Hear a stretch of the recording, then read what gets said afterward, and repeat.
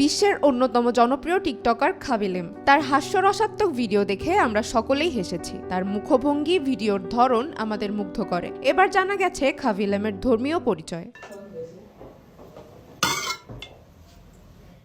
সম্প্রতি খাবি সৌদি আরব থেকে তার অনুসারীদের জন্য ইনস্টাগ্রামে একটি বার্তা শেয়ার করেছেন। সেখানে দেখা গেছে তিনি পবিত্র কাবার সামনে দাঁড়িয়ে এবং ওমরা পালন করেছেন। তিনি সেই বার্তায় লিখেছেন, আমি জীবনে অনেক সংগ্রামের মুখোমুখি হয়েছি। যখন সবকিছু অসম্ভব বলে মনে হয়েছে তখন আমার বিশ্বাসই আমাকে দাঁড় করিয়েছে। ধন্যবাদ আল্লাহ, আমার একমাত্র ভরসা হওয়ার জন্য। পবিত্র কাবার সামনে আল্লাহর প্রতি খাবি কৃতজ্ঞতা প্রকাশ করে বলেছেন, আমি শুধু আমার স্রষ্টাকে ধন্যবাদ বলতে চাই। তিনি আমাকে সবকিছু দিয়েছেন এবং সবচেয়ে গুরুত্বপূর্ণভাবে আমার স্বপ্নে অবিরত থাকার এবং বিশ্বাস করার শক্তি দিয়েছেন।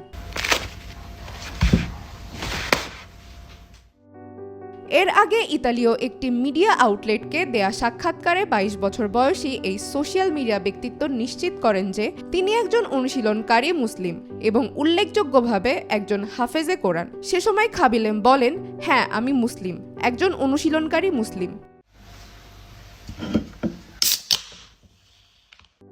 খাবিলেমের জন্ম সেনেগালে এবং ১ বছর বয়সে তিনি ইতালিতে চলে আসেন। তিনি ১৪ বছর বয়সে সেনেগালের ডাকারের কাছে একটি কোরআনিক স্কুলে অধ্যয়ন এবং পবিত্র কোরআন মুখস্থ করার জন্য পড়াশোনা করেছেন। চন্দ্রিকা মজুমদার, আজকাল।